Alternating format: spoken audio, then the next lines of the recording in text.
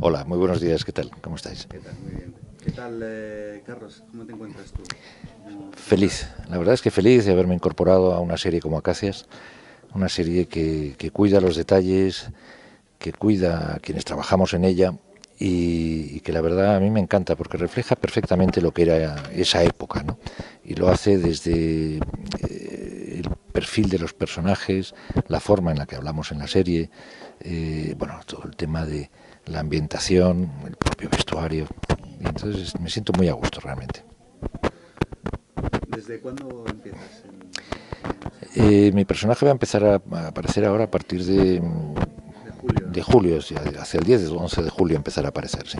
Pero tú de rodaje, ¿cuánto tiempo Llevo llevas? desde mayo rodándose. Desde mayo. ¿Y cómo empieza? ¿Te llama tu representante o te llama Sí, me Eva y llamaron ya para vas hacer tú? una prueba con Eva y Yolanda y yo con ellas ya había hecho otros castings hace tiempo para Grupo 7 y para Mar en Tiempos Revueltos, Ajá. que fue una experiencia sorprendente y es que me tenía que ir de viaje para no sé qué, me llamaron para hacer aquellos dos castings, te hablo de hace 5 años o por ahí, y me dijeron, no te preocupes, los hacemos seguidos en media hora. Y sorprendentemente, porque no es lo normal realmente, gané los dos castings. Ha sido el día más provechoso de mi vida, desde luego. Y entonces cuando me volvieron a llamar para el casting en Acacias estaba feliz, lógicamente. Carlos, ¿cómo has preparado el personaje? ¿Te has documentado? Bien, es una época que me gusta y sobre todo, hombre, yo había estado ya en El secreto de Puente Viejo, con lo cual conozco la forma de trabajar de Boomerang, me identifico mucho con ella y me gustaba mucho sobre todo cómo cuidaban el lenguaje. Entonces, el trabajar así implica sobre todo memorizar los textos más que en una serie contemporánea, porque en una serie contemporánea, si tienes un blanco puedes morcillar, puedes poner alguna expresión. Cuando estamos ahí no, porque realmente sonaría muy siglo XXI. Una expresión actual no puedes meterla en un lenguaje como el que se hablaba a principios del siglo XX, ¿no? Y luego he estado viendo muchos vídeos sobre joyería. Hay una época que es precisamente esa, que en el mundo de la joyería es tremendamente rica, el Art Nouveau y el modernismo, ¿no? Entonces, sobre todo en la joyería catalana, en Barcelona, el modernismo se vivió mucho y eran unos diseños de joyas preciosos. Y este hombre se identifica mucho, ¿no? Este personaje se identifica con esa tendencia, ¿no?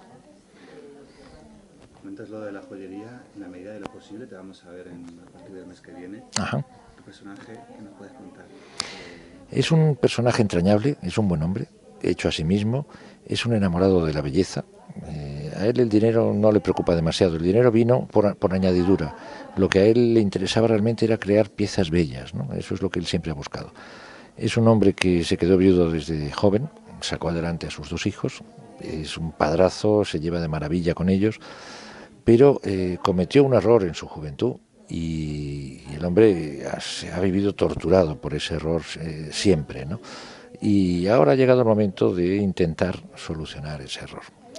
Y es lo que está haciendo en la serie en este momento y por eso a veces tiene un comportamiento que sus hijos no entienden, porque él no les habla de la razón por la que está haciendo una serie de cosas y claro, los hijos dicen, hombre, este padre que era tan próximo y tal, de repente está haciendo cosas ahora que no entendemos demasiado, ¿no?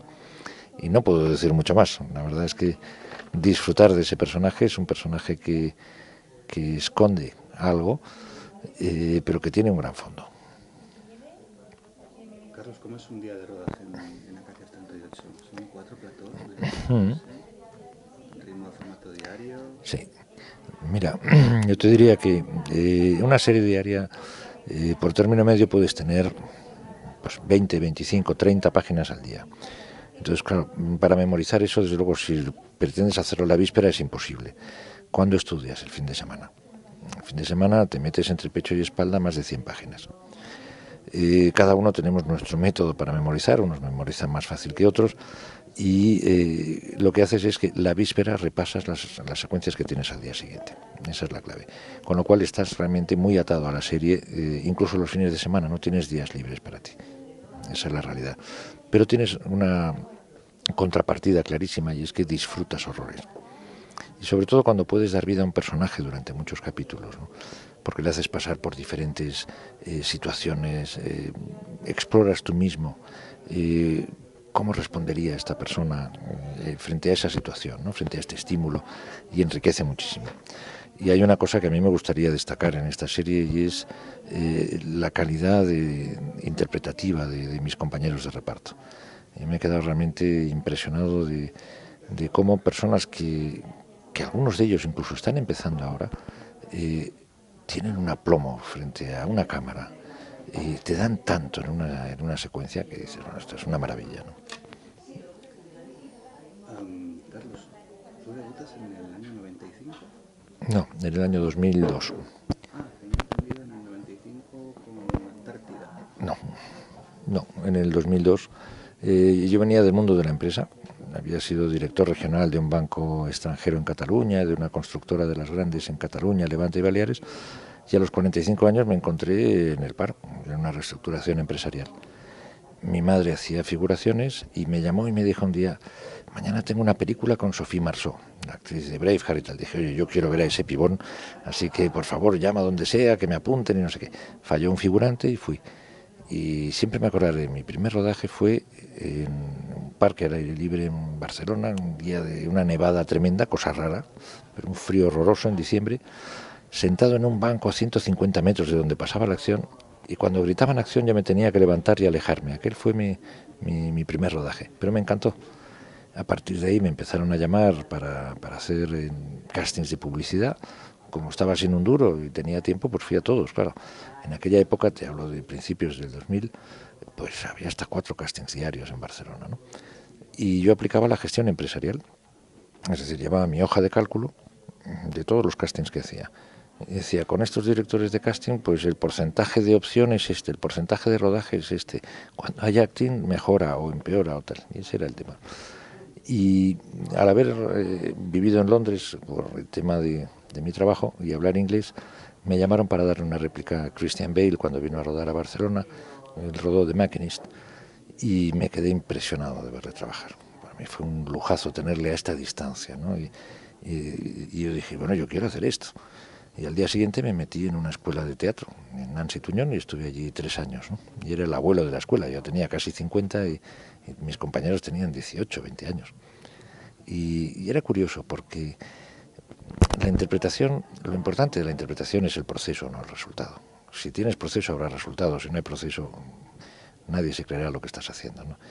Y para alcanzar ese proceso era curioso porque mis compañeros en la escuela, al ser tan jóvenes, tenían que imaginar cómo se sentiría un personaje en una situación dada, en una improvisación y tal. A mí a veces me bastaba con recordar cosas que ya había vivido, ¿no? Con lo cual el camino para llegar al proceso era totalmente inverso, pero sin embargo llegábamos igualmente, ¿no? Y era muy bonito, y se aprenden muchas cosas. Carlos, en febrero del 2015 anuncias no hacer teatro hasta que bajen el IVA cultural. El IVA cultural. No se ha bajado el IVA cultural, pero sí se ha conseguido hace poco, ¿no? A ver, el espectáculo en directo. A ver, aquí hay un gran problema, y es que la gente entiende por IVA cultural el IVA de la distribución, es decir, el de las entradas. La entrada de cine, la entrada de teatro, la entrada de un concierto. Se ha bajado el de espectáculos en vivo, no el del cine. ¿Por qué? Eso habrá que preguntárselo al gobierno.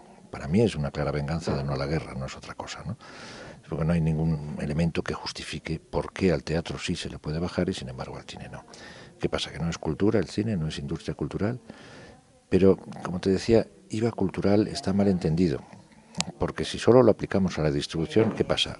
Las productoras, por ejemplo, de temas culturales, no forman parte de la industria cultural. Siguen al 21, ¿no? Claro, todas estas siguen al 21. ¿Por qué? Yo creo que lo que deberíamos plantearnos es una reflexión. No se trata de que haya subvenciones o ayudas al teatro, o al cine, o a la cultura en general, sino de que se le trate como se le trata en el resto de nuestros socios europeos. Francia. Hombre, Creo que reciben mira, 300 millones sí, anuales. el cine. El cine En Francia. El nuestro recibe 70, el año que más.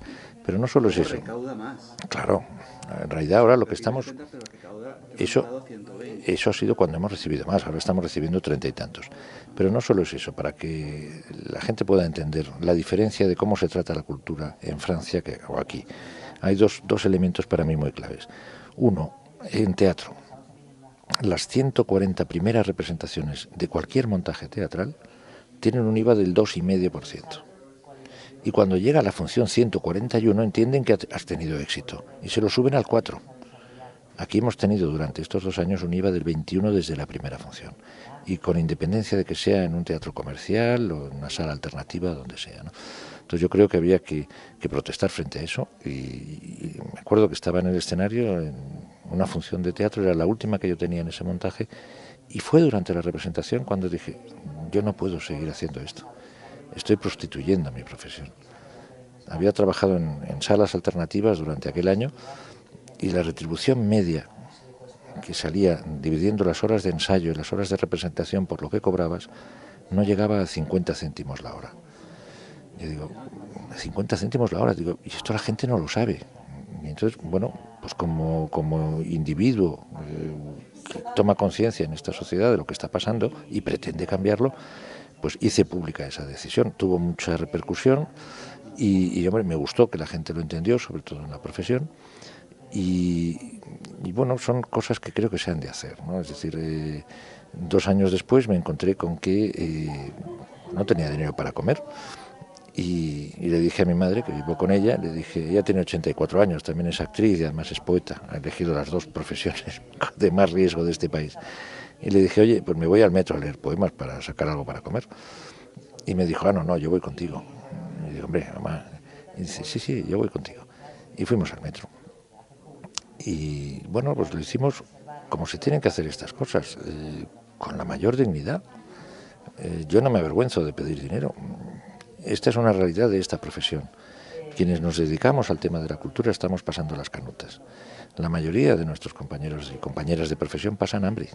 Solo el 8% creo, ¿no?, que viven de... El 8% viven de esto. Viven de su trabajo como actor. Pero cuidado, el 92% de la gente... Tienes que buscarte las habichuelas como puedas. Pero no solo es eso, sino que el 57% de los actores y actrices de este país el año pasado no trabajó ni un solo día, ni en teatro, ni en cine, ni en televisión. Dime qué profesión hay que tenga un 57% de personas que no trabajen ni un solo día. Ya no te digo que estén en paro, sino ni un día que se trabaje, ¿no? Entonces, claro, es una situación crítica la que se está viviendo. Entonces, ya te digo, yo no propongo que den subvenciones a la cultura. Lo que sí propongo es que no la criminalicen. Claro, que se les respete, que nos dejen gestionarlo a nosotros. ¿Y crees que se puede llegar a conseguir algo, avanzar en ese aspecto? Ahora, bueno, pasito a paso. Mira, yo creo que cada vez son más los actores y actrices que hablan, pero piensa que es una profesión que está dominada por el miedo. Tienes miedo a que si hablas no te van a llamar más. Bueno, pues si esa es la realidad, tenemos que plantearnos si vale la pena o no seguir en esta profesión. Es decir, estamos en una situación crítica. En la época de Franco había una censura y la profesión se unía para luchar contra aquella censura externa. Hoy hemos llegado a una censura mucho más perversa, que es la autocensura. La gente de nuestra profesión se censura en redes sociales, tiene miedo a expresar lo que piensa, tiene miedo a tomar partido y a hacer alguna reivindicación que pudiera considerarse políticamente incorrecta. Y es en ese sentido en el que hemos llegado a la peor de las censuras, que es la tuya propia, la autocensura, ¿no? Yo creo que no, que es ahora más que nunca cuando hay que hablar y bien alto, ¿no? No para aleccionar a nadie y para dar respuestas, pero sí para hacer preguntas y que el público sepa cuál es la realidad en la que estamos viviendo, ¿no? Carlos, muchísimas gracias por atendernos. Hombre, gracias a vosotros. Y que tengas muchísima suerte con Acacias 38 y lo que sí, muchas gracias. Lo que sí os invito es a que veáis Acacias, a que veáis estas nuevas tramas que entran, porque vais a disfrutarlas, la verdad es que sí. Ahora, agarraros, porque vienen situaciones interesantes. Muchas gracias.